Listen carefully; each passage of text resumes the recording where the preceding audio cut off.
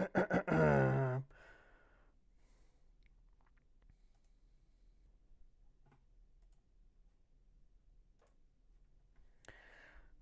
are you coming to the right? Yeah, I don't wanna be with you there, no.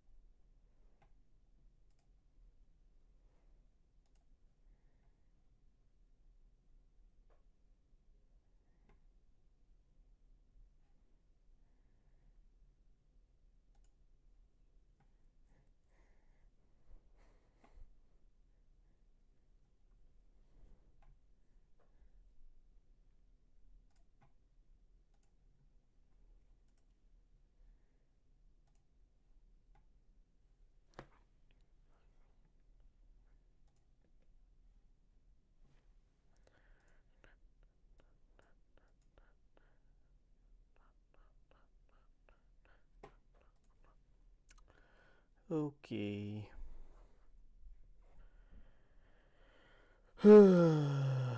Let's see. Last time I got made fun of for my music, so I ain't doing that again.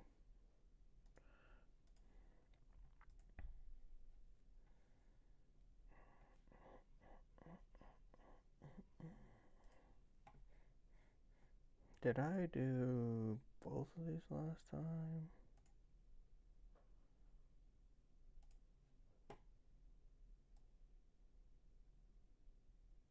I did do both of them. Alrighty then. So this time, uh, uh, uh, uh, uh, uh, uh, uh, uh, uh. Let me see this real quick. No, don't switch. How do I not get it to switch? If I go like this, nope. I suck at this.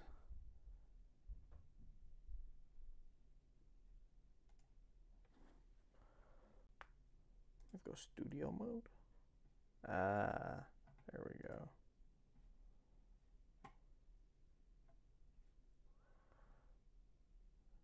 So I need to go. Where'd this window go? Stop it.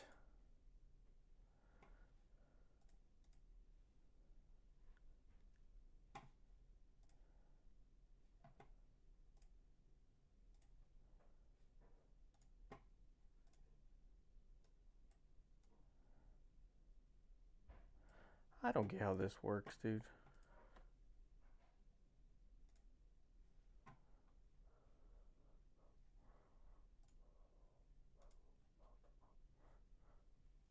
Are you in a closet? No.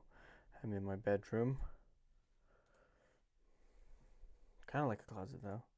This is one corner of my bedroom. When did you get on? So missed you by 3 minutes.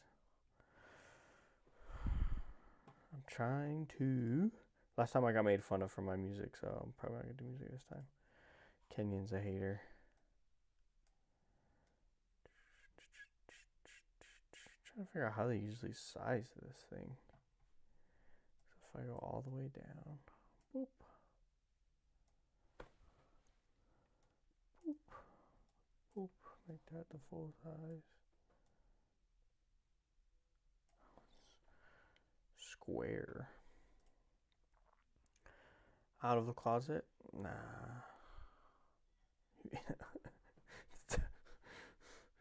I'm not even close. The closet's on the other side of the room. Never been in it. Never gonna be in it. This guy. Alright, let's see. So if I'm here. So if I go full screen.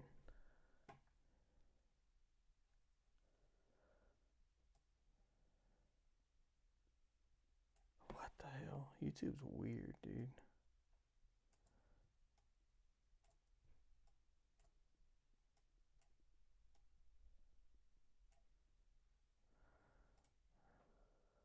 Alright, that's gonna have to work. Okay. Pause. Gotcha. Are you at home in your pantry? In your... Or you can freely move about your house? You should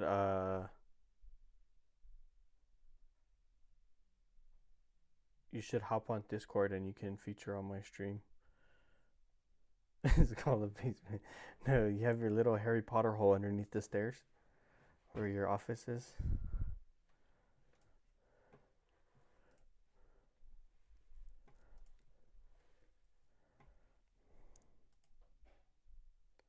I don't got one of those.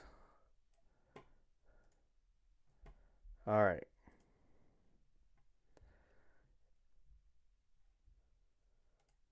You guys had a good episode today, though. It was fun to listen to. I didn't want to say anything because I'll probably post it and then watch it on stream and add my thoughts.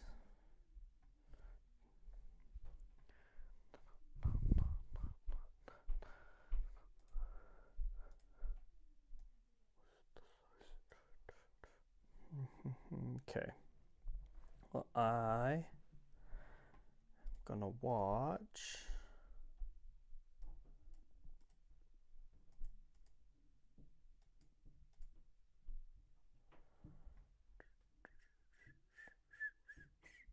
Already an action video. Yep. Plans for reaction, and you're not even that guy yet. You and Josh. You guys had so much fun. It's pretty fun to watch. You guys were all giddy. You guys were all scared at first. Everyone's all nervous. And then the spirit overcame you. And you guys were rolling. Is Kaylee with you?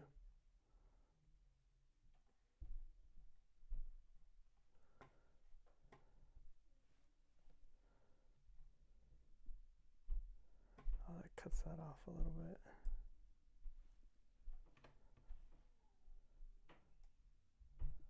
Does Kaylee know you brought her up in the show?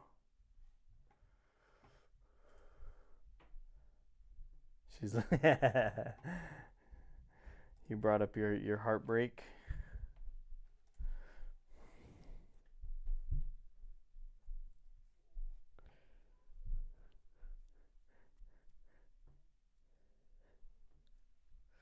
It was a great story. It's definitely gonna get a clip. It shall be clipped. Especially the part when you almost started crying. And Kaylee's just gonna probably roll her eyes when you're the whole time you're telling that story. Clip it. Chat, clip it. Oh, you are chat. I don't know where my mod is. Don't clip my tears. It's just gonna be a clip of your tears. And Josh looking confused sitting next to you. He had no idea where the story was going.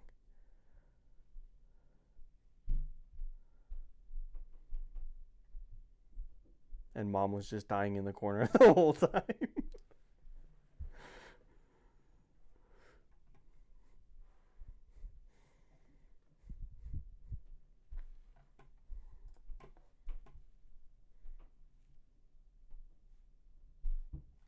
What the? Oh, that's weird.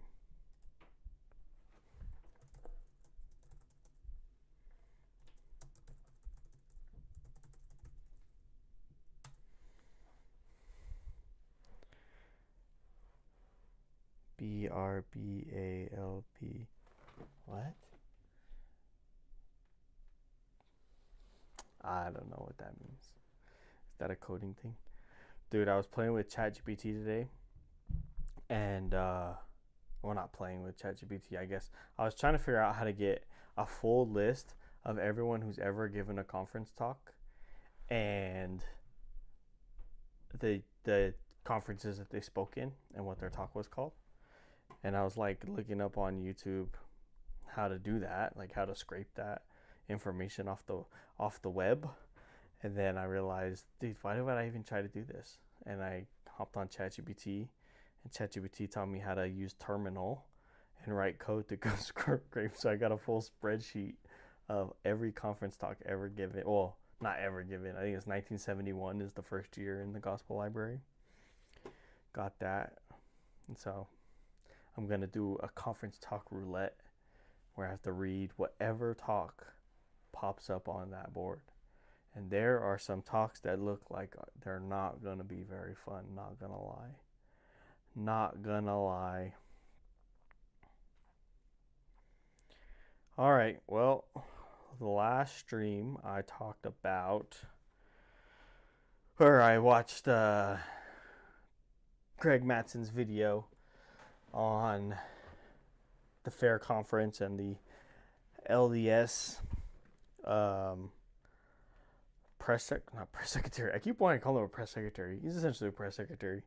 The public affairs, the PR. I don't even know what his title is.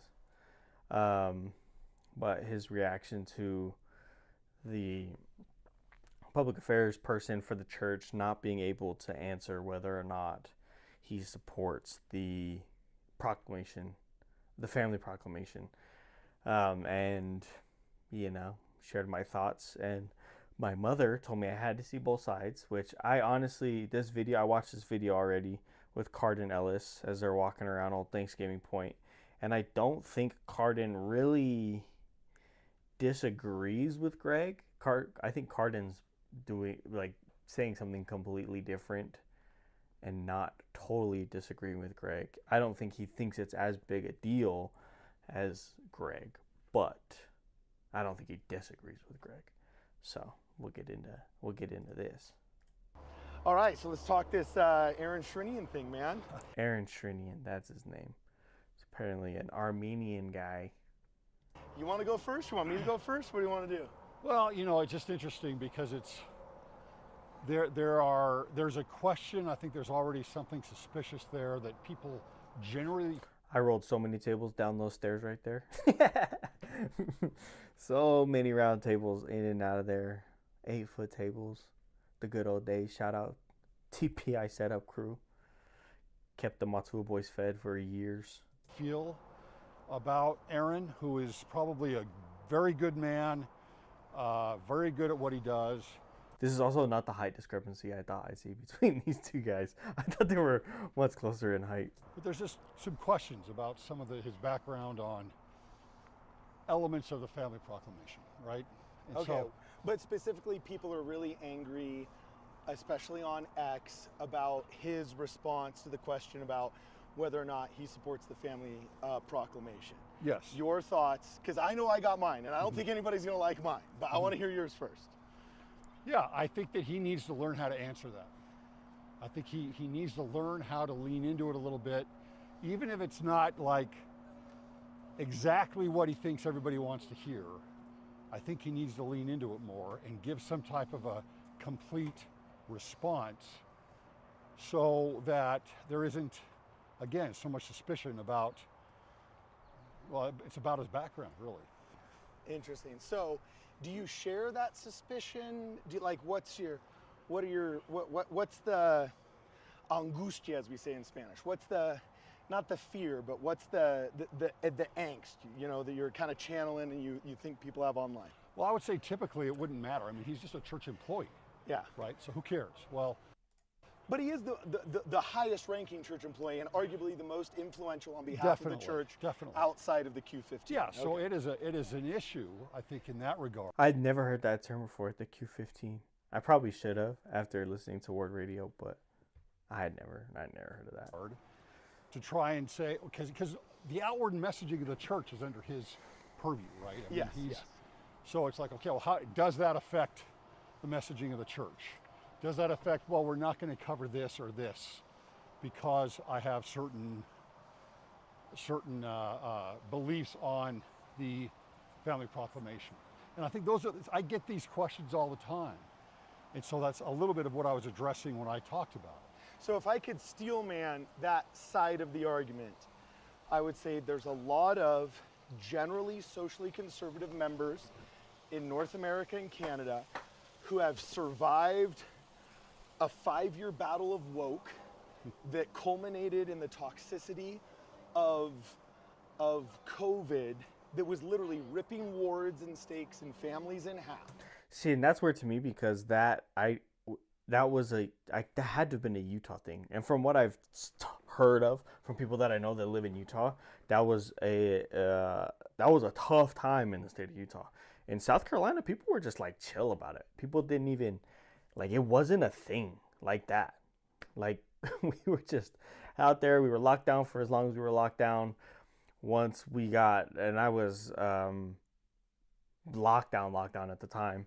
And so once we were cleared to be free, it was kind of just like everyone just went back to being free. Sometimes you had to wear a mask here or there, but it wasn't as big of a deal as I hear it was in Utah. I guess the tension, I'm glad that I was not here at all during that time, because I already hate most of the discourse that happens in the state of Utah.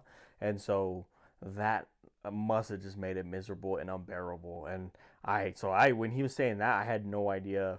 I can't relate to that because I don't know exactly how bad. Which is funny though, because he was in LA, so maybe it was a Western states thing. I don't know, but we didn't have any real drama around COVID or the political climate in South Carolina. So, and I don't even think, even with the election, it just wasn't a thing really.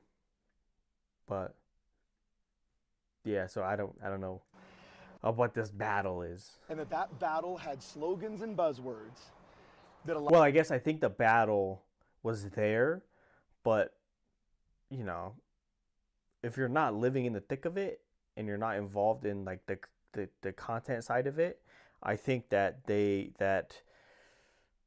it's just not giving. Most people we knew in South Carolina, people were just trying to get through work and then come home from work and they relax a little bit before they go to work. There was a lot of just working people just caring about their day. And so the battle with woke, I think most people I didn't really have a battle with woke. It was just all right, Star Wars is gonna be woke. Guess I'm not watching. I just stopped watching things. I haven't watched a new Disney movie, in years. I've been to the theater twice. Once for the Jesus movie from, I think it's Angel Studios, the one about the guy, I forgot what, the animated one about the story of Christ. That one was pretty good. And then I went and watched F1, and that's it. That's all I've seen in movies for the last 2 or 3 years. I just don't go anymore because there's nothing that's entertaining to me in there. So this battle with woke for me didn't really exist. So this point, it's hard for me to connect with this point that Cardin's making. A lot of people kind of feared they heard repeated by Yes. Aaron Sherinian, and that also one of the kind of battle cries or one of the titles of liberties, some people might say, that has arisen in that battle is, do you or don't you support the proclamation of the family? And in kind of what some would call a word salad response, it seems he dodged the question instead of simply saying yes. So that makes these kind of more socially conservative people fearful. Wait, are you one of the people that was ready to call the bishop for not wearing a mask from the pulpit 18 months after the pandemic? You know what I'm saying? Right. And it makes them very nervous and almost fearful that influence could take the church more towards that toxic direction than a healthy, more traditional direction. Is that kind of a fair steel man? Yeah, I think that's true. I think that you have to parse it out a little bit more, though, because is it going to take the church in a certain direction? I don't know that that's true. I don't think it would be true. I mean, I think that the brethren are on top of most of these things. However, that doesn't mean that messaging might not change, right? And I think that's what people are mostly worried about. The other thing is, you know, there's a reason the question was asked. That's the biggest thing. That's what I think is the biggest issue, is that the question was asked multiple times. The question was asked multiple times, and not once in any of those times did he give an answer. And obviously that's why it had to be asked again in the same setting, is because the people in that the fair conference were not satisfied with the answer he gave, one way or the other. That's what's crazy, is there's probably some people that are in that conference that would be fine with it going the other way, with him being more clear on the family proclamation in the other direction of what Greg is saying, where it needs, you should be able to say definitively that yes, I support the family proclamation. Like, that's my biggest thing, is it should be an easy thing. And if it's not, it's like the word salad days are long gone. It's yes or no. That's a very yes. If he would have just said yes, then I doubt that question gets asked multiple times. Maybe someone asked him to expound on that, and then you get the word salad. But at least at once you gave a yes, I believe in the family proclamation. Why would the question be asked? And of course, looking at his hiring, the flack that the host, Scott, talked about was something that was real. And it didn't come out of nowhere. And it didn't come out of nowhere. This is not in a vacuum. This is not in some, you know, corner of the Mormon ether that we just snag, you know, it's just snagged out of nowhere. It is a real issue that people have had. And unfortunately, it's not addressed. And so were you satisfied with his response? No. No. Okay, interesting. And if you could put in one sentence why would you say you weren't satisfied? One sentence. I don't think he answered it. Yeah, the fair conference was in the barn, and so they did their little thing walking around the barn and like the loggia and the butterfly biosphere and all that stuff. I don't think there's an answer to it. And it's not like there's some litmus test where you have to go and answer every point fair of conference. the family proclamation or something like that. It's just find a better way to answer this instead of just leaving people in the dark. That's what I would suggest. Okay. I like how you said find a better way. That's the thing, is he's not saying that he needs to give the full-throated yes response. He's just saying, like, this has been an issue, not an issue, but this has been a point of contention with a lot of people in the Utah church sphere for a while. And so the fact that he still cannot answer this question, clear yes or no, like the word salad, the days of that PR word salad working, it just doesn't work anymore, because then you got to go face the mobs afterwards too. You can't just hope it blows over and hope that no one recorded it, or hope that the stream went down or something. Like, that's gone. You have to give an answer. Because what's interesting is I have a slightly different take on this. I actually feel he did answer it. Mm-hmm. If you dissect the very, you survived that one? Yeah, that I did. I made it. Good job, bro. You know, if you dissect the, are we getting butted up here? Oh, no. Okay, let's go this way. All right, rock on. If there's any question that we're doing this live, there's your answer right there. Dead end. Should we try going back? Oh, no, I think there's a playground there. You got to go all the way back. Turn around, turn around. So, just walk to the train station. Okay, so I have a slightly different take. I think he actually did answer it. If you meander through what some people call the word salad, you do indeed find that there's cashews and there's nuts in that word salad. And he did. We want steak, though. We don't want cashews and nuts. Obviously, the people who asked that question wanted more than cashews and nuts. Say, I support the brethren, and in fact, it's my job to support the brethren. But I also agree with you that, man, that's like a he's answering by omission. Like, I support them. But does that mean he agrees or disagrees? That's the crazy part. And we shouldn't have to sift through the word salad to find it. Look, he can answer it differently. He can answer it differently. Okay, I think it behooves somebody who is supposedly the professional of public relations to read the room and understand where the controversy is coming from and address it. I have to obviously read the room. They asked him in the other video, Greg said they asked 4 times. 4 times like he denied. No, that's too blasphemous. It's not Peter denying before the cock crows, but he was given ample opportunity to answer the question in a variety of ways, and obviously a lot of people were not happy with the ways that he answered it. Do it all the time on Word Radio. You have to do it all the time on Quick Media. And I agree with you. I think a much better answer would be, oh, of course I support the Proclamation of the Family. I love it. There's one hanging on my wall, and you support it too, right? Should have cleared the air and moved on. Now we can argue about how well we implement it as members. We can argue about what that means later, so on and so forth. But you can argue whether it's doctrine or not. You can argue that the proclamation itself is doctrine, I guess, can be argued. But the problem is the family proclamation, if anything, is clarification of what doctrine is.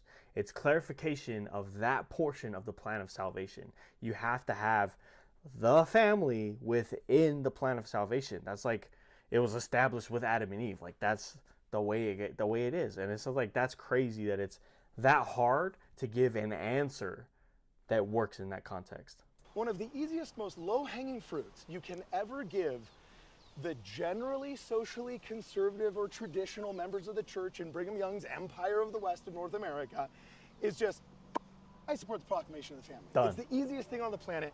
It was a missed opportunity that he didn't do that. With that said, I've been personally frustrated with the online behavior of so many people responding to this, because I think, holy smokes, guys, his presentation was great, very faithful. He didn't have any smoking guns. When asked about the Proclamation of the Family, it's not like he gave us the elitist eye roll. It's not like I wouldn't even call this a gaffe. I'd say maybe a missed opportunity, but I wouldn't call it a gaffe, because you know what a gaffe is? Had he rolled his eyes, oh, we're just doing and his head or something, that would have been the GIF that progmos and anti-Mormons spread all over Twitter and Instagram for the next 20 years, right? But he didn't. And what I thought when I was... Yeah, that's what I said. They're at Thanksgiving Point. The thing was at the barn. And so this is in between sessions or workshops or whatever. So they're walking around the grounds recording this video. It was like a multi-day thing at Thanksgiving Point. No, it started at the barn. It's just, you see them walk by the back door of the barn. And it talks about how we roll tables there all the time. They just got stuck by the butterfly biosphere.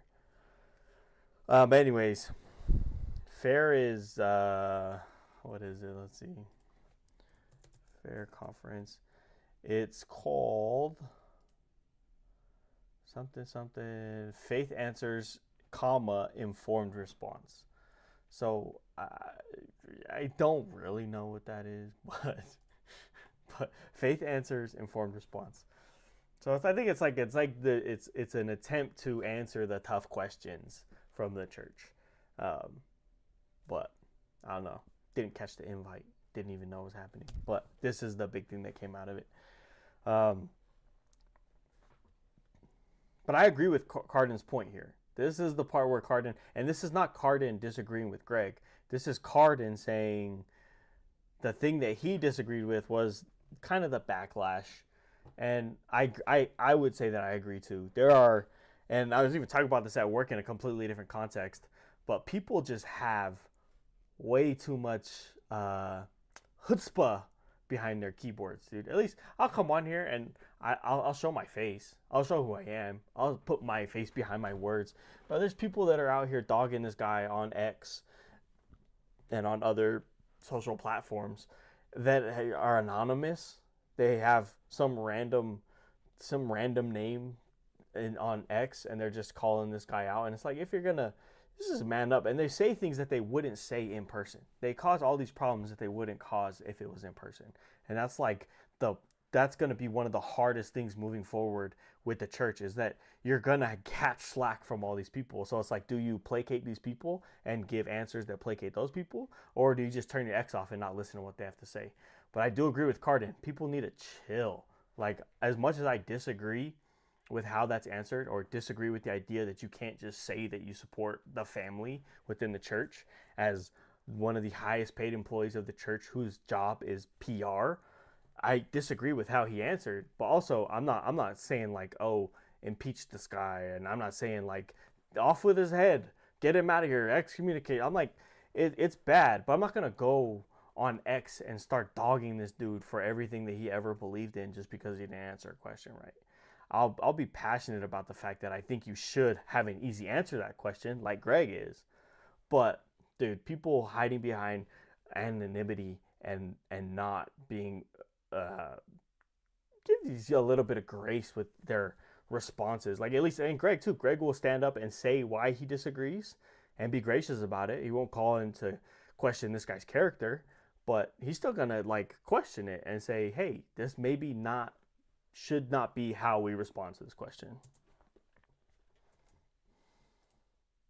Watching that response was I thought, we're watching in real time the death of neoliberalism and neoconservatism and the analog era.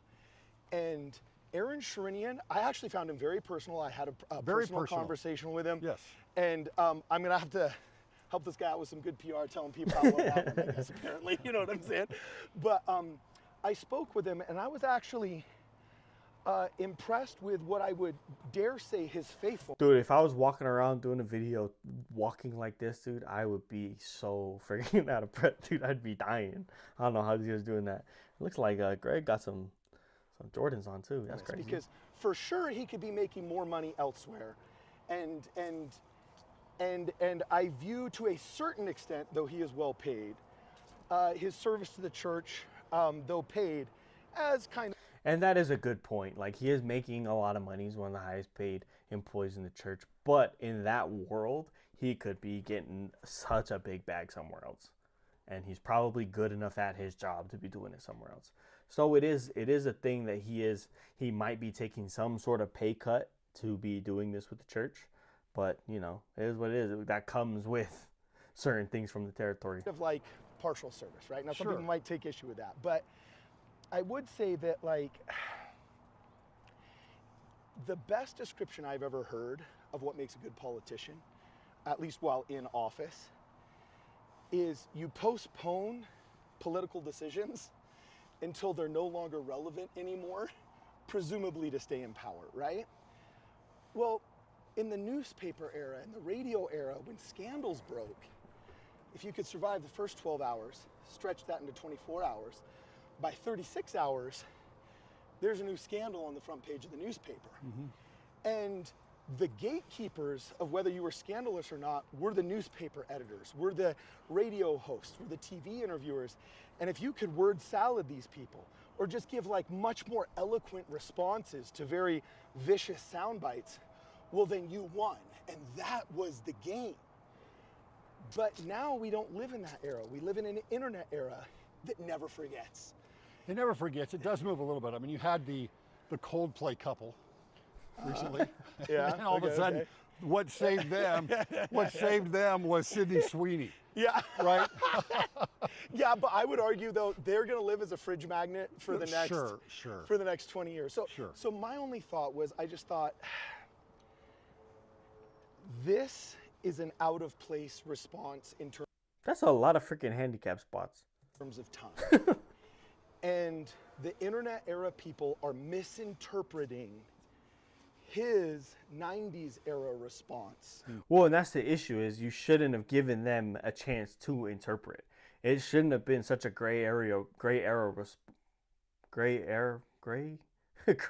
response that everyone got to now go and interpret what he was saying.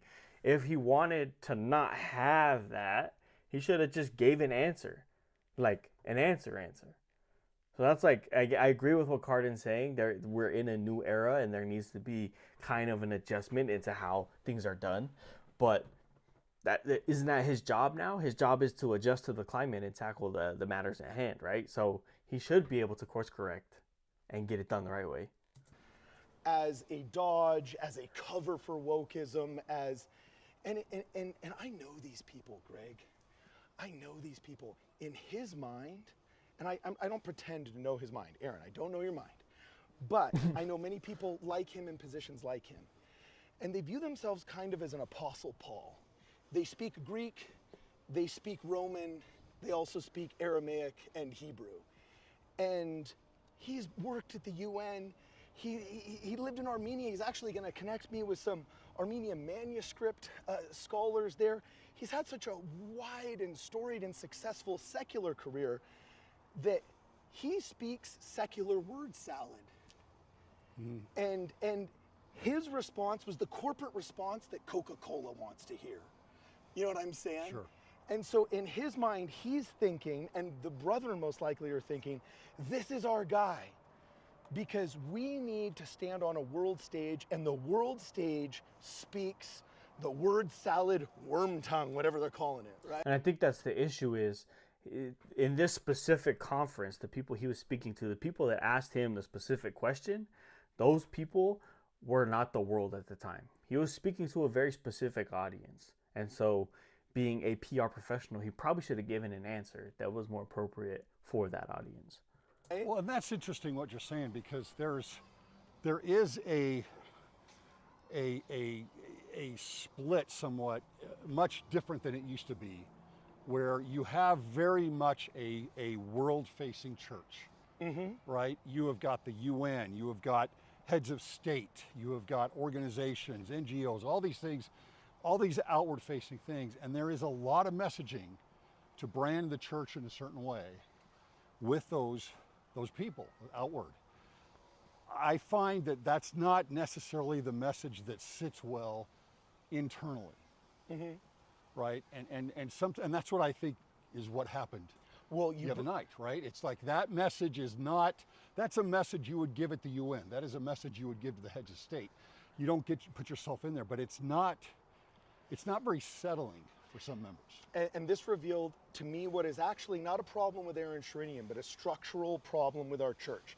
Did you know Israel doesn't have one ambassador to the United States of America? They have 5 No way. consuls. There's an ambassador for the Northeast, one for the South, one for the Midwest, one for the Southwest, which is Well, that makes sense. California, Utah, Arizona, and Nevada. And then there's one in the Pacific Northwest, right? Because they're smart Hey, they know how to do business. Huh? enough to look at America and say, whoa, there's 5 different Americas.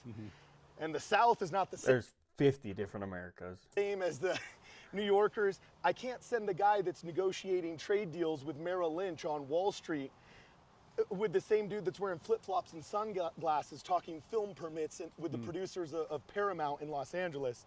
That's just a misfit. So really, Aaron Sherinian there needs to be 5 Aaron Sherinians. And I agree with that. I do think, and I almost kind of think there are. I do think there are regional PR people that all report to him. So there's always going to be a head. There's going to be the main person. And that's the thing. That's the thing where I don't really agree with Cardin in this specific instance, is that yes, we do need someone that speaks the lingo and speaks the cultural language across the board in a bunch of different places.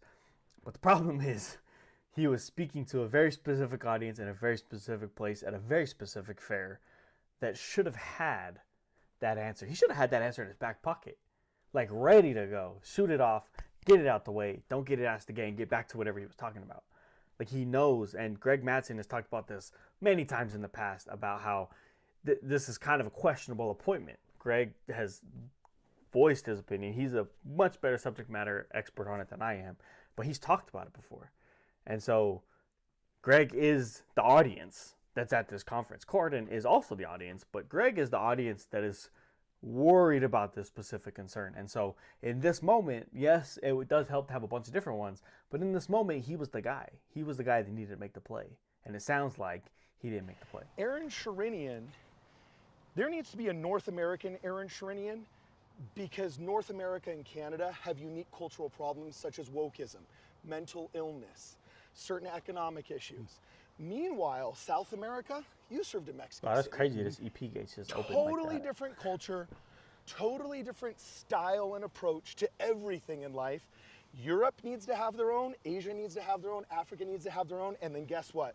When finally we blow up in the Middle East, there needs to be a 6th. There needs to be 6 PR people that are the outward-facing, highest-paid employee of the. But even if there are 6, they're going to report to somebody. And then that somebody's going to report to the Q15. as you say. The church in charge of communications for that region. Aaron Shrinian's answer was a great European or Middle Eastern answer. Sure. It was not Brigham Young's Empire of the West that just survived COVID and is coping with the loss and needs reassurance that we're not going the way of Coca-Cola. That was the missed opportunity. Or Jaguar, right? It's like, or Jaguar. And so that's where they agree. Greg and Cardin are agreeing on this point, and I'm agreeing with them on this point. He did not give the right answer for the audience that is there. Yes, people need to chill on the internet. Yes, we need to have people that speak the language of the place that they're in. But also, yes, his answer was not satisfactory for the audience that he was speaking to, right? So all of those things are true at one time. you know, and that's what I think a lot of people are, that's where the unsettling comes from. People live this. Yes. It is in the media and it's in their ward, and it's, I get this all the time. Yeah. He needs to understand, I think, my perspective, it's only me, but this is something that they are living all the time, and it is a concern for them. It took them years just to translate what was happening, which started in about 2019, and now they've got an idea, and they're like, oh, is he a part of that group? Yeah. Or is he a part of this group? And so it's not just some fear that doesn't have a basis to it. It is the vernacular. It is, you know, are you talking about lived experience? Are you talking about, are you using these words that I've heard that are now concerning to me, that I hear in my son's high school at times, or whatever it might be, right? Because wokeism has been an issue. It is a concern. And that's what people are afraid of. Is this someone who is in an influential position that has adopted these positions? Yeah. Right? So the last thing I would say is that we talked a lot about Aaron so far.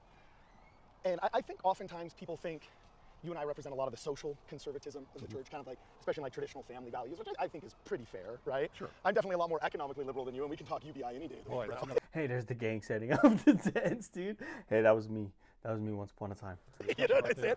But I will say, I think a lot of conservatives misbehaved. Just like there was a missed opportunity by Aaron Shrinian, I think there was just downright misbehavior, not necessarily by you for, you know, having questions, but the explosion on LDX. You know what I'm saying? Trying to classify him as some kind of, go this way, as some kind of woke clown, as some kind of like, this is evidence. Well, evidence of what? Take the time to dissect the word salad. And yes, he missed the opportunity to have a slam dunk. He missed the slam dunk. He might have even missed the layup, all right? You know what I'm saying? I think he missed the entire back. Okay, Sorry. but at the end of I the day, agree he with didn't give the ball to the other team. Yeah. You know, Sure. like, he did not give the ball to the other team, and Fair. that's what he's getting accused of. And I think it's unfair, and my concern, just like I have concern about who's our highest paid employee and who's messaging on behalf of the church, I have a concern about the church with a little c itself. The way X has exploded on him, the way some of these influencers have reacted, it's like, what incentive are we giving church bureaucrats to engage with us as, I don't know, common folk? And that's true. I think a thing that will solve a lot of problems in the church, big C and little c, is transparency. And that's the thing, is if these fools are going to go and blow up on X, sorry if I'm guilty of that, blowing up on my 70 subscriber YouTube channel, but it's like, if we're gonna come and hound these guys after they make, I don't know, if a mistake, a misstep, whatever you want to call it, then there's a chance that he just doesn't speak at the next fair conference. There's a chance that you just don't have a conference with him again. So I do get that there has to be a middle ground. There has to be productive dialogue and productive discourse here and there. And that's the other thing, is like, a lot of people are gonna come out on both sides of this issue. And just like anything else in the social media world, they're going to do what they got to do for clicks, for clout, for whatever you want to call it. And on the same side of the coin is like the influencers doing it, but also just like random people, dude. Keyboard warriors are like full effect. There's so many times where I read comments on people's posts and I'm just like, what? Why do you think, like, you thought that through? You typed that whole thing out, read it, hopefully read it again, and then still hit send? Like, they're just like this, the detachment. Most of these people that say stuff, most of these people that Cardin's talking about, and on LDX, that's also another new term I learned from this video. Most of those people who are talking and flapping their gums, if you put them in that room with those people, they wouldn't have said the same thing. They don't say the same thing. They would think it and then go home and put it on X when they get home, but they're not saying it to this man's face. And that's the biggest problem, is we've lost it's like audience capture, or like they're so disconnected. There's no association in reality anymore. People think like there's the online world where I can say whatever I want, and then there's the real world where I just try to be a fly on a wall everywhere I go. And so that's what's crazy to me, is like I would never like go and bash someone on X with whatever, with an American flag as my profile picture and my name is Freedom Warrior Mormon 65. Like I would never do that. That makes no sense to me. But for some reason, a good majority of the people online who are chronically online are I think that's okay, and they do that on a daily basis with a bunch of different issues. Do you want to call it that? Or with the membership, if you... But then those same people will whine when everyone in the Christian world refuses to call us Christians. And they'll sit there and they'll moan and complain about that, and complain about people commenting there. But then they go and turn around and cannibalize our own people for doing that. Like, I do think this answer needs to be made. I do think this discussion needs to be had. But dragging this guy and his character for no reason, that's wild to me. Can't even post controversy, try and give an unimpeachable but inarticulate response to something without getting your worst posts you've ever made dredged up and then put in your face and then called a woke clown, effectively an apostate. It's like, what incentive structure are we providing? I would never want to show up to that again and subject myself to that. And what's the worst, public? You know what's worse than a woke comms director? A woke comms director that never shows up. That never shows up and is completely inaccessible. Absolutely, that is definitely better. We tend to take an issue like this and straw man everything that we can, right? Depending on your view of this. Both sides, you start to straw man everything. It's much more nuanced than that. And I said this, this is a good man that has a family and is on our team. Yes. He is on our team. Yes. Right? There may be questions about it, and I think that is valid. He's the quarterback, he's on our team, he just called the wrong play. He threw the wrong ball. He threw the ball to the wrong receiver in that play. So I hope he can get back on track and figure it out. Not even figure it out, but just I hope that he takes a lot of whatever constructive criticism there is here, like guys from Greg, and I hope he makes a change in the way he dresses, even if it's just addresses that one question. He could be amazing on the other 99 things, and that's great, but he just happened to step on the one landmine that just blew him into smithereens for the weekend. That's okay. You don't need to have questions or even suspicions and just go all out ad hominem on an individual. You don't need to do that. Aaron Sherinian needs a thicker skin, and frankly, the Mormon Church with a little c and us as church members, we need to freaking chill out and lighten up. You know what I'm saying? They need to lighten up on you. They need to lighten up on Aaron. Let's enjoy Fair. He had a good presentation. Fair was awesome, by the way. Fair's been awesome. This is overshadowed. I thought his speech was actually pretty good. Sure. There was a couple parts where it was kind of boring, but he brought up some amazing stats on some stuff the church is doing. Yes. And it made me proud to be a member. I wish so many people could see it. Aaron, your presentation was great. I'll give you... See, now because he didn't answer that one question, all that stuff is just... it's mute points at this point. Like, no one's going to hear about all that because he refused to do the one thing. He refused to throw the fade route to the wide open receiver in the corner. Like, that's what happened. But now we forget all other 4 quarters of the game because of that one mistake. And it should be, like they said, a layup. It should be the easiest question to answer. But for some reason, it's not there. Some more radio shirts to throw out. We could liven up the experience a little bit, so, you know? But so how do you do this, Cardin? How do you go out? Because I am a big proponent of awareness on this thing. And it's not just that I'm throwing something out there online, a video online, and then all of a sudden there's a reaction. Everybody has the same reaction. There's clips of the video out there. People have different reactions on this. How do you teach or influence LDX and everybody else to say, oh, I need to learn about this. I want to be aware of these things. I want to discuss them because you need to discuss them. The Jews do a great job of this. We don't. And instead of discussing them and understanding them, we immediately go to character assassination. Yes. Right? And it's like, you have to be able to split those apart. Well, that's the key, is we have to discuss, but something I try and do in all of my videos when I start out, and maybe it's just because I'm an ADD millennial that makes my decision whether or not I watch a video in the first 3 seconds, is I think it's important at the beginning of the video to say, hey, if we're talking about Aaron, I'm on your team. Sure. You know, Aaron, I'm on your team. I think we had a missed opportunity here. Let's discuss it. So that in those first 3 seconds, it's not like, oh crap, they're lambasting me. Because you and I, as much as we're public figures now, and we're used to it, I've always maintained you can never not take it personally. And that's actually something that I like that he said. Yeah, I told him that. As public figures, we have to learn how to take that nasty comment only 0.001% seriously, so that if we get 1,000 of them, we still have a 99% good day. You know what I'm saying? Like, because any influencer, any celebrity, I've never met one that is truly able to actually have it be like water off a duck's back. And if we are really Christians... Because if you're not taking any of that into account, then you're kind of delusional in yourself. Because obviously, if it's a big enough thing that many people are talking about it, then there is something you need to internalize personally and then redirect or re-answer or whatever it may be.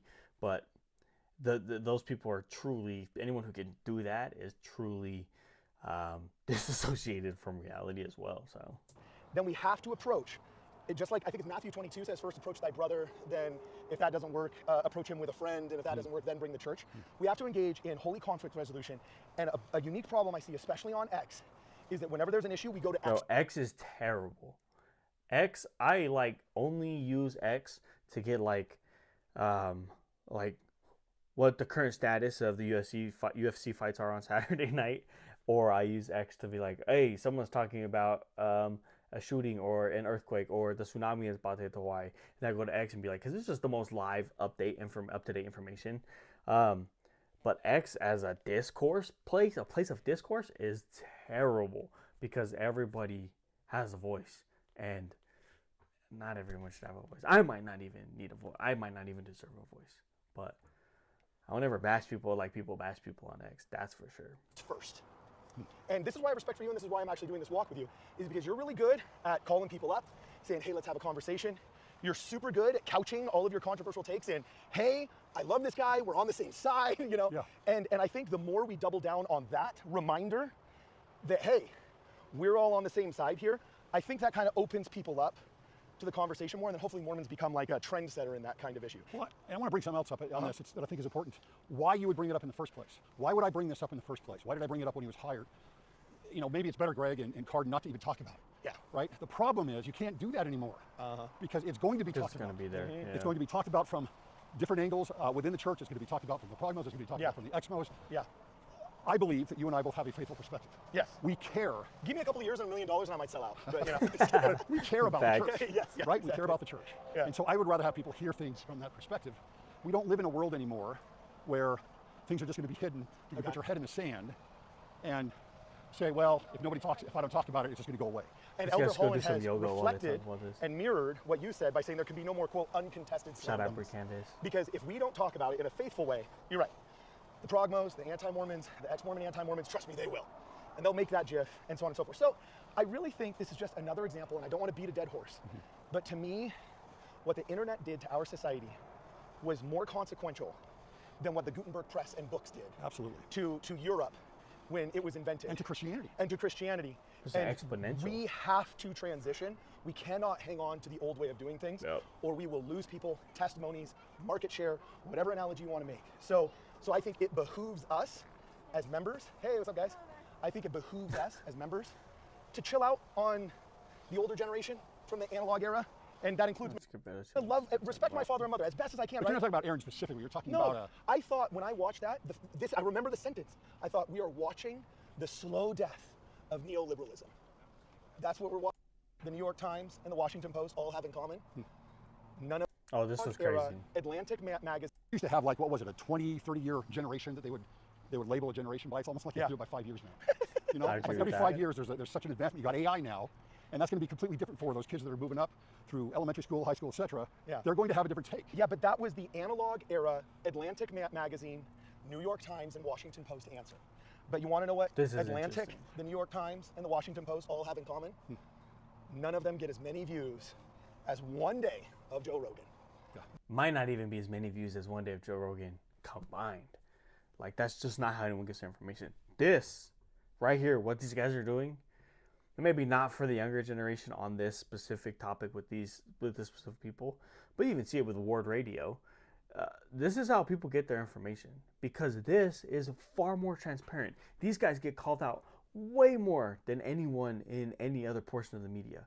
And so this is where you can be transparent, you can be genuine, and it can reach the masses. That's not the case with the antiquated media. Like those days of the newspapers, all that stuff. You don't know who wrote the article. This article's there. You don't know if the article is true. You go to ChatGPT and ask if the article is even true.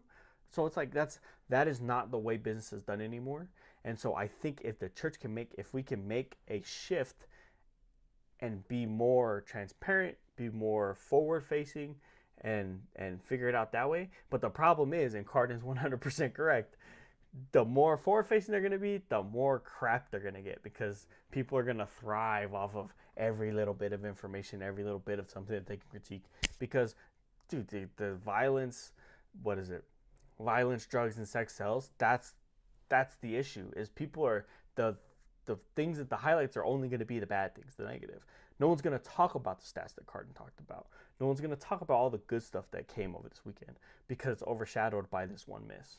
None of them get as many views as one day of X podcast. Did you know now 64% of all broadcast media is on YouTube? Yeah, it's crazy. There's no more idea, but like all of that. And then we can get to the real question of Would you ever how do get we that lovingly answer? enforce Would that? you get that answer? I think Oh, it was purity and a litmus test, which I don't think it should be, but it is. And it behooves somebody that works in PR to recognize that and formulate appropriate responses. And I think the appropriate response is, do you support the Proclamation of the Family? Well, yes, of course I do. Who doesn't? You can't and shouldn't be a member if you don't, you know? And then we can get to the real question. That's easy. And then you can focus on everything else. It's that easy. Would you ever how do get we that lovingly answer? enforce Would that? you get that answer? I think from future PR people we will. You're going to but have we're to. watching the slow death of the analog era. So that's why I had that emotional response. Is it was just like, oh man. This better have sped it the freak up then, because man, people need to just.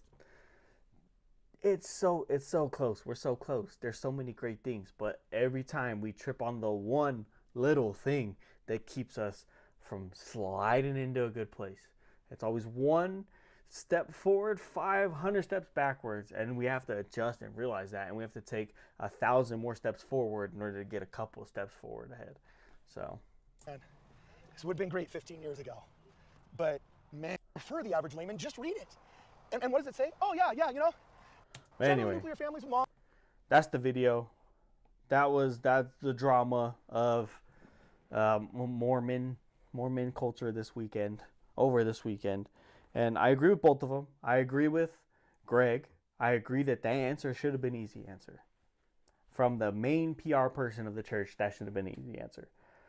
Whether it's how he truly feels or what he truly believes, for that context, for those people that were there, that should have been an easy answer. I also agree with Cardin on all accounts. I agree that Cardin is right and that people online need to chill. People need to stop hiding. People need to stop being so toxic when you're on your keyboard, when you're behind a screen. Say it with your chest and say it in person, or don't say it at all. It's like have a real discourse about it, or don't talk about it at all. You're just, you can hit that message, hit send, and turn notifications off. You could throw that grenade into the ether and walk away and just laugh about how many problems you just caused over there. And that's what most people do. They just want to stir the pot and then leave. They stir the pot, throw a grenade in the pot, and then dip. And that's a problem. People need to have more honest and accurate discourse online. But not going to happen. I'm telling you right now, it's not going to happen. The trolls are only going to troll more. The angry people are going to be more angry. People are just going to have a problem. So, Cardin is correct. I apologize if I came off in my other video as someone who was toxic. I just think it should be an easy question to answer. For me, as a member, a lifelong member of Church of Jesus Christ of Latter-day Saints, that's an easy answer for me. So it's frustrating that it's not reflected in the upper echelons of the church.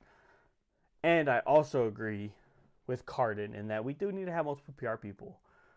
But I agree with Greg in that there was a very specific audience here, and that audience needed the right answer, and it wasn't given. All in all, we just got to be better on all accounts. Everybody, I got to be better. Everyone's got to be better. Drama's going to be drama. I'll be here to report on it from here on out because that's what I'm doing. Follow both these guys, Word Radio, Cardin Ellis with Word Radio, Greg Matson with Quick Media. I love their videos. I look up to these guys. They do a really good job within the media space of having good, valuable guests on, having good, valuable, decent discourse, and really coming from a good and valuable place as far as members of the church go, and proactive members of the church, and people who are trying to do the right thing. They miss sometimes. I'll miss sometimes. Everybody misses sometimes. There's prophets that miss sometimes. But, having grace for others and expecting the same in return and just that mutual respect, I'll be better. I'll do better. But we got to all do better. So that's that. You can watch that full video. They talked about a lot more. I didn't watch like the last 15 minutes of it, and I was even in 2x speed. So go follow them. Go watch the full video. We'll see more of them later. Peace. So that's all for that one. And that video. Let's see. Is there another one I can quickly do? Let's see. Oh, Craig did a reaction to the reaction. 26 minutes. I'm gonna do that one tomorrow. It's got 4,000 views though. That's crazy. Focus on me, camera. Is anyone here? No one's here. This is dead as a doorknob in here. Appreciate everyone who did come in. Let's go. Let's go look for something light. Find something light. Light. Let's see. This guy. I became a Danny Duncan, bro. Should I? Oof.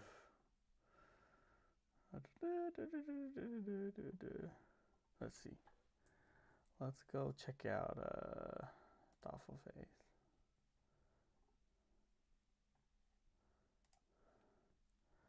Let's see if there's one quick one. Oh, wait, no, I have a whole bunch of stuff. Let's go to my playlist. I go to React to. Not that one. Wait, I put that there.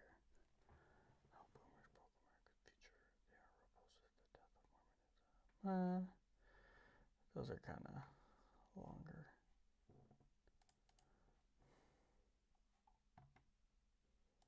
Dang, what was this guy's name? His name was Keystone. Here we go. This is the guy I'm looking for. Let's see what other good ones this guy had. Good quick ones. Good quickies. What the influencer gets wrong about LDS marketing. Oh. Joseph Muhammad are not the same. That one's 30 minutes. Oh, I want to watch this one. This is a good one to watch. This is a good one to watch.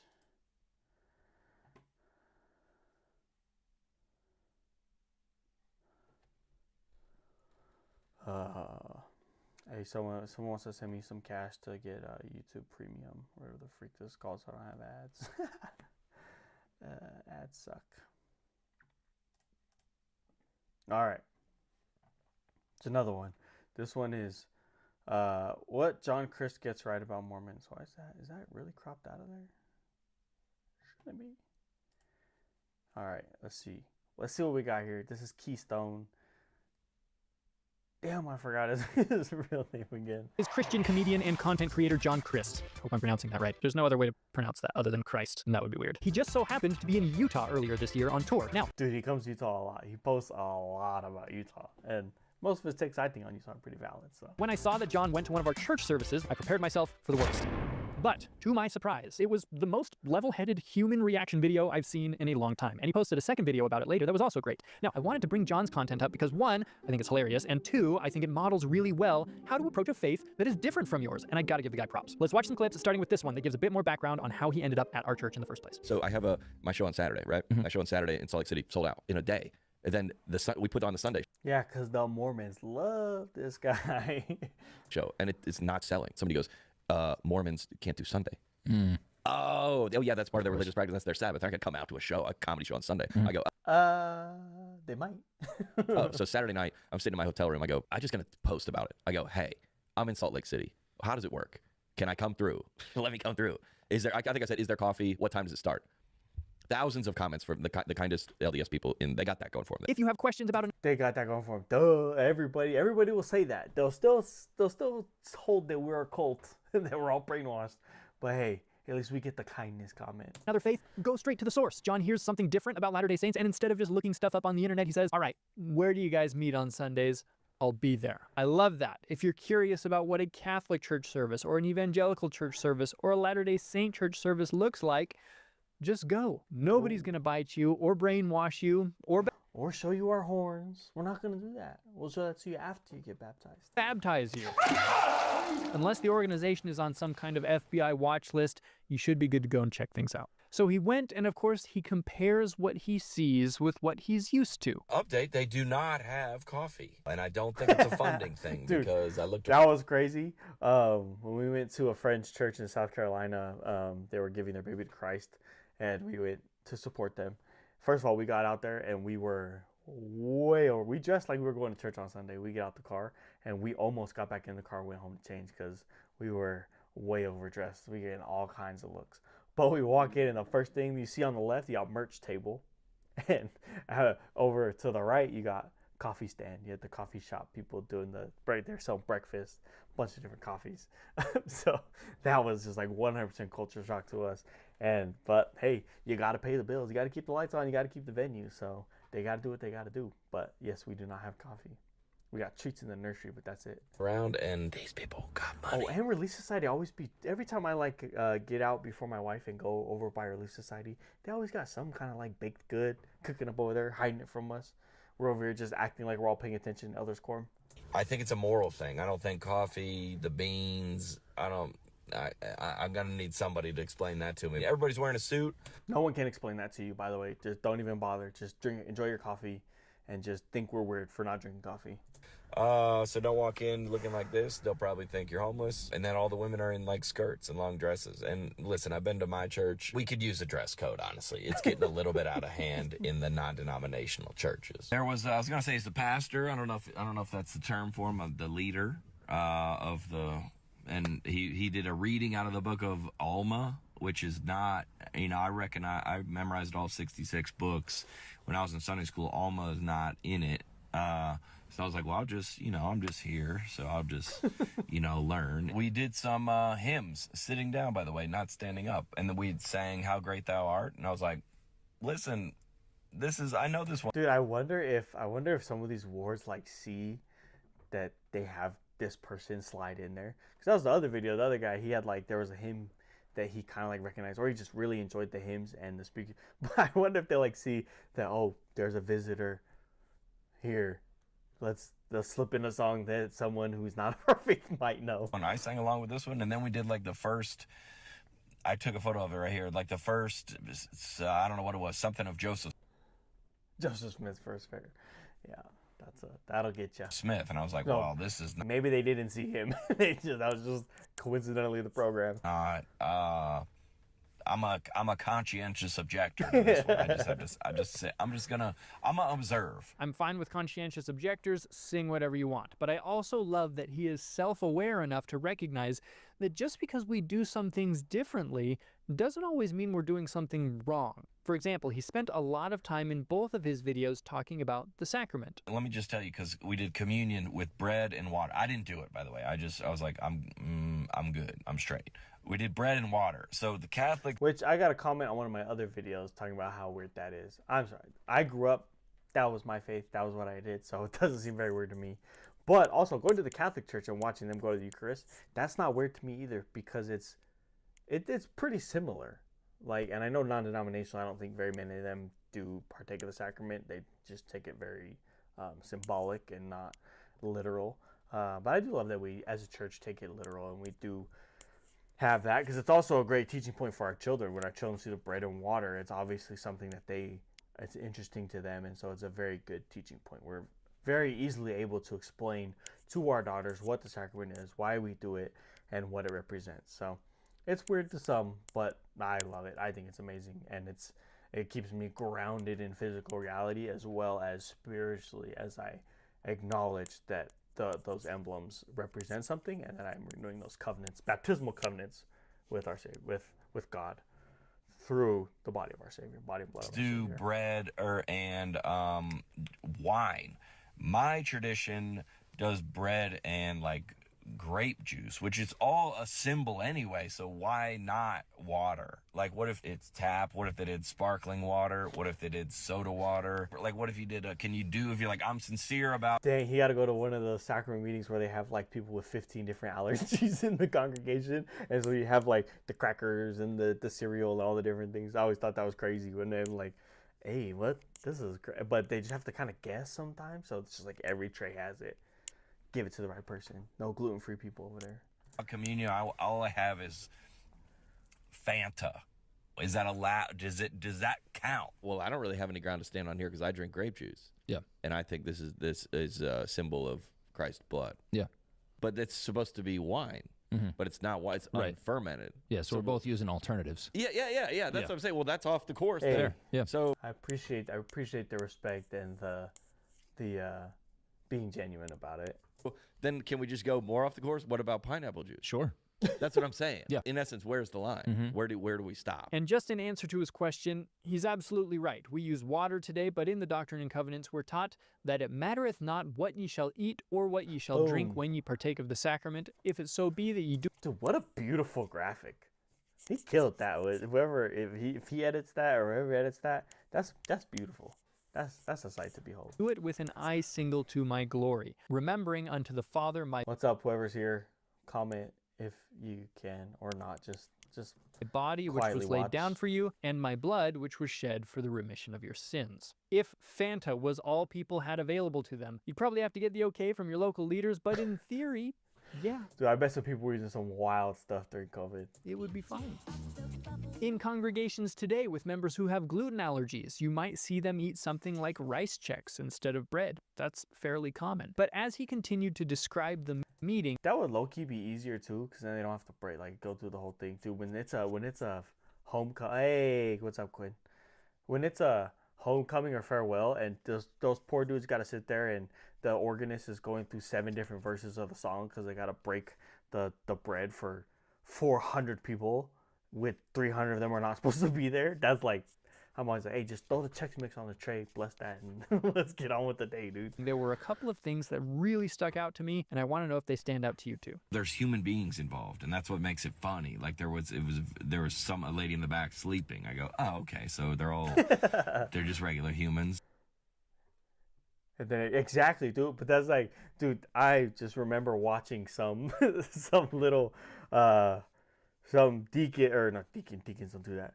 Some priest breaking the bread, and he's like smashing the bread down, so everyone's getting these like little pancakes of bread, and then you got kids grabbing a whole handful of that because they don't really know where the bread is. So, dude, it'd just be so much easier if we just had we have the cups, the little cups all separate. Everyone's not drinking out of the same cup. Might as well just throw a bag of crackers on there, let it rock. It's like she was probably out late last night, and then this lady, old white lady, got up and she was like, I went on a mission one time in Africa, and the drums and the music was so loud, and they were like singing, it was so great. And then she leaned over to one of the black like elders or whatever that was like on stage, just like a regular black guy. She was like, you know what I'm talking about, right? And he Bro, people, dude, our church, especially if you're in Utah, our church got some out-of-pocket people that say some wild stuff. And I'm pretty sure in this, he talks about how he went for, he was there for a fast and testimony meeting. It was the first Sunday of the month. And he's like, he calls it open mic night. And dude, this is literally the worst time for anyone who's not of our faith to go to church, because it's always the people that you are scared of going up there. They're always the one. They're the first 5. Boom, the second sacrament's done. Boom, boom, boom. They're lined up, ready to go. was like, what? It was like kind of racist to say. It was hilarious because I looked over this young guy that was like next to me, and I was like, is that? And he was like, Oh, that's Deborah, dude. Come on. we were dying, dude. And I was like, oh, these people cool with me. Latter-day Saints are We're cool with everybody, dude. There's a couple of us that are kind of dickheads sometimes, but for the most part, dude, we're normal people. Like I said in my last video, you'd be surprised how many Mormons, members of the Church of Jesus Christ of Latter-day Saints, you actually know, dude. Like so many people I met in the South were like, "Wait, you're a Mormon?" I'm like, "Sure am, dude." They're like, "I never would have guessed. You're so normal." What does that even mean? I'm like, "Yes, we're normal. We're just normal people. We're just trying, just like everybody else. regular people, just Just like believe in another book, and that the restoration of the gospel in its fullness is here. It's with us.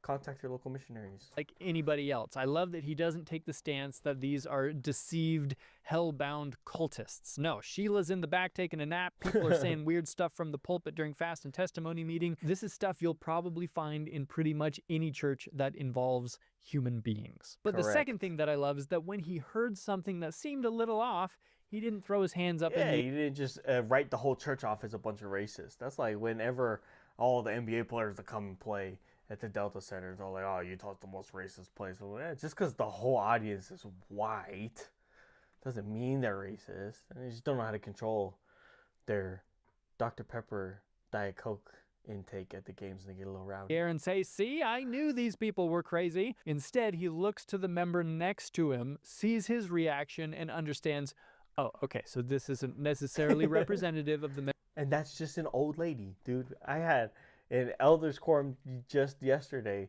This passive aggressive fight broke out between one of the OGs who was convinced that all you got to do is the basics, and one of the new guys who's like, yeah, but maybe it's the thought that counts sometimes too. And it was just back and forth. It's just like firing but not firing. It's like, okay, yeah, we just got old people in the church. We just let them rock. They've been doing it for a long time. We just let them do their thing sometimes and have to tuck our head down in our shoulder every now and then. membership at large, and he doesn't take it too seriously. By the way, why is it that whenever any content creators visit our church, for always some the first. reason, it always seems to be on the 1 week a month when we have our open testimony meetings? And then they didn't have a message. They had in what, in comedy terms, you call it an open mic. Everybody can just come up here and say whatever they want. And I think, I could be wrong about this, but it was the 5th Sunday First. of the month. So this is an uncommon scenario. So it was just like a free-for-all. Like everybody just come up and give a testimony. It's a great meeting, but it just always makes you tense up a bit because he's Never did I ever take an investigator to church on the first Sunday of the month. Not happening. Terrible time. right. It really is kind of an open mic, and you never know who's going to get up and what they're going to say. Anyway, after the meeting, he starts Imagine being able to Stop. Don't do that. Don't do that to me. Don't do that to me. Y'all gotta help us Quinn, out here, pay for my okay? Because YouTube I was like, Premium. I want to go to the LDS practice on Sunday morning, and they were like, well, you can go to an LDS church, but you cannot go to a temple. So if you see, like, if you ever seen an LDS Hey, if it makes you feel any better, we can't go to a temple on Sunday either. It's closed. temple, they usually look a little. Which is always counterintuitive because you think you'd go to worship, but you just can't worship on that day. Don't laugh at me, Quinn. I don't have a bag for YouTube Premium yet. Little nicer. They got a little guy with the gold trumpet on the top. There's Pause. 150 of Pause. Go ahead and pause on that one. these temples in the world. And if you want to go to the temple, you can't just go in there. You got to be approved. I was like, if I go to the temple right now, they let me in? They go, no, you got to have a card. I go, well, how do I get a card? They were like, well, you got to go to your church and get baptized. It's like a season pass or something like that. And there's like a celestial room in there. Dude, I'm calling my temple recommend a season pass from now on. It is. That was a crazy trumpet. It is a season pass, dude. Season pass 2 years. The season's up. You got to go renew your season pass. And I was like, and then she showed me a photo of it. Hold on, I think I got one. I asked her if I could take this photo. I was like, have y'all ever been in there? Yeah, you can Google it. You get a bunch of pictures inside our temple. Like, yeah, we go in there sometimes. And I was like, so what if you get a season pass to the temple and then you do some bad stuff? Do they take it away? And this is what they told me. Every 2 years you got to renew I was like, oh, so it's kind of like a driver's license. They were like, all right, not really. I was like, has anyone ever Season pass is getting hell expensive, dude. try to go in Hey, you're kind of calling yourself out on that one there, buddy. there with a fake ID? And they were like, All of your sales, dude. Come on, sale of indulgences. You're repenting a lot. That's why your season pass costs so much. no one's ever asked us that. But that was for real. Very, very kind. Obviously, I think Mormons have that reputation.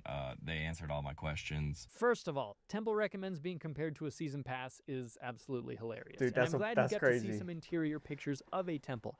I don't know if you noticed, but he made sure to say that he got permission to take a picture of those pictures. He didn't really need to tell us that, but what it tells me Is that he respects it. There's respect. is that he knows the temples are particularly sacred to us, and he's trying to be respectful, which is just good form. Good form, Peter. But let me just say directly to good. John, if he ever happens to see this, temples aren't like cathedrals that you can walk through and check out whenever you want, but after each temple is built, there is an open house for the public. They do tours, and you can go through and learn all about what we use temples for. If you're interested in something like that, Hit me up and we'll make it happen. And when I was leaving, I look over and there's these double doors, these wooden double doors, and it says Cultural Hall. And I was like, Cultural Hall? What's in there? And I took a video. Since they were able Oh no. to have an individual who was diabetic and facing amputation of both legs. Bro, you can hear the testimony meeting going on in the background. Some dude talking about diabetes. Bro, bear your testimony, get off the stand. Tell me what you believe. Get off the stand. It was cool to see that John was This is the golden, because this is the other thing that's interesting about non-denominational churches specifically, but I assume it's the same in other churches. They really struggle to hold a building. I don't think members of the church, especially in Utah, understand the blessing that our meeting houses are to us. The fact that there's just a full-on, fully stocked, fully loaded building there for us to use every weekend free of charge.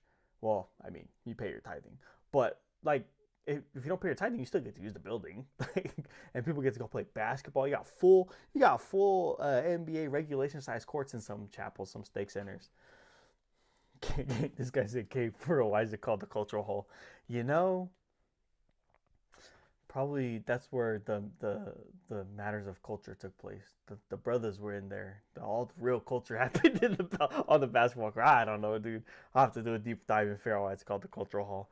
But it's a huge blessing, and like that is people from outside of our church come and see our buildings, and they're just, some people are just in awe. You have full classrooms, you have a fully stocked library, you have a full kitchen, you have all this stuff.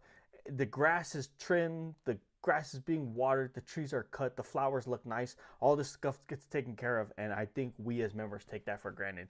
And the fact that you can't even put it in your calendar to work for an hour on a Saturday morning every 3 months is kind of disrespectful. And whenever that calendar comes around, I'll sign my family up to go clean the chapel. And that's just how we were raised. We were raised to go.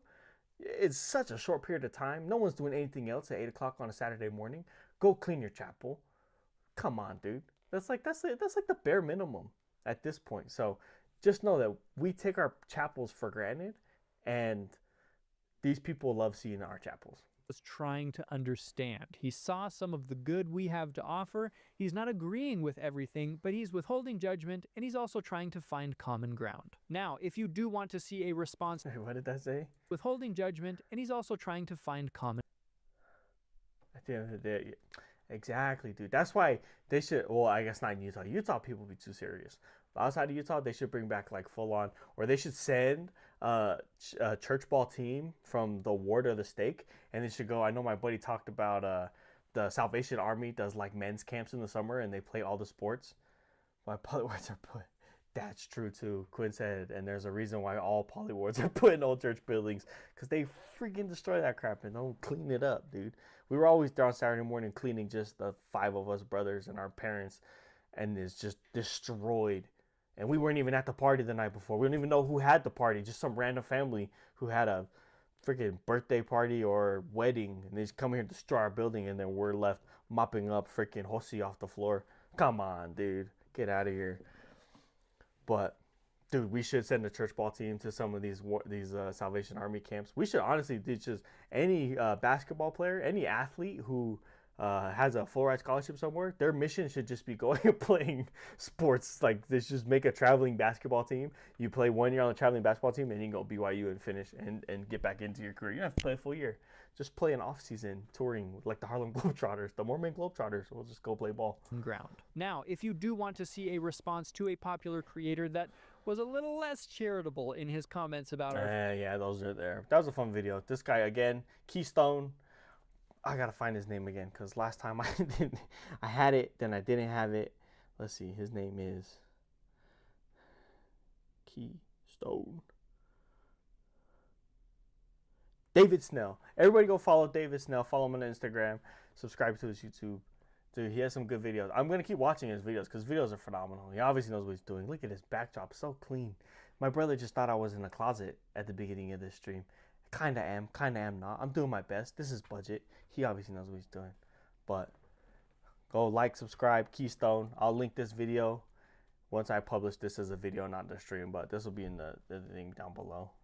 Follow him up. Okay, back to this guy, dude. I got my Stream Deck set up finally, so now I'm flipping around. Except for that was a very terrible flip around. That was very bad. Quinn, should I react to some more NRL highlights to finish it off? This guy got me freaking blocked last time. Oh, I got a late start, but got some good videos in. Shout out to Chase and Quinn for coming in and entertaining me with some comments. No, I didn't get banned. It just, in that moment for the stream, it just says your stream basically gets banned until you stop playing the stuff. So once I stopped, I just had to reboot my stream and it let me come back on. So they're probably just watching me from now on. So I gotta be careful. But GG's. I'll probably be on tomorrow. I'll try to hit every day this week. Bedtime for real. Quinn got work in the morning. Except for watch, he gonna pop up on Xbox Live here in a second. Anyways, shouts out. See you tomorrow.